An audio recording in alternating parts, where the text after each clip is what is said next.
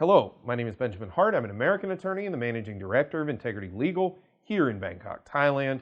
As the title of this video suggests, we're discussing the era before the sort of immigration blacklist. And to clarify, I'm talking about the blacklist as we know it in 2021.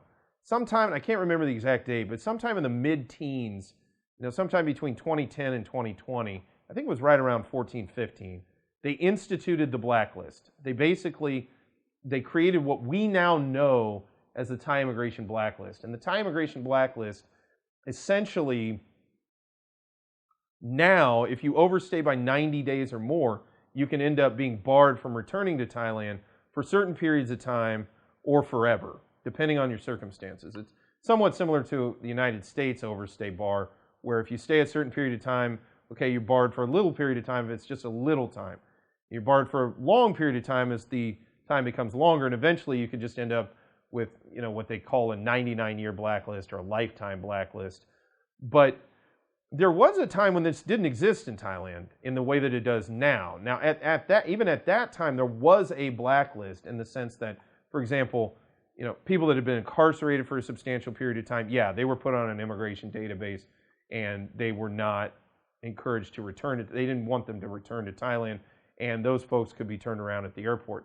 But it wasn't an overly sophisticated system, especially compared to the biometric systems we're dealing with today. And also, it was not, it just wasn't widely done like it is now. So folks that end up in overstay right now, it can be a real problem. You can be kept from returning for at least 90 days or more.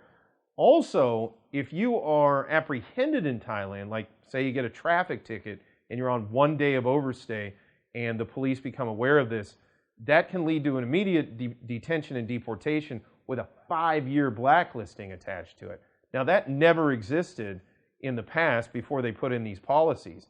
And yeah, it was a much more, for lack of a better term, loosey-goosey, kind of a lax system associated with blacklisting. And, you would see folks that would be on a prolonged overstay who'd do a border run and be right back in. I knew many people that did that, 10, 12 years ago. I talked to them, one weekend we'd be having drinks or something, and they'd say, well, I'm heading to Poi Pet at the border tomorrow, and, oh, really? You got to keep up your visa? Yeah, I'm on a year overstay.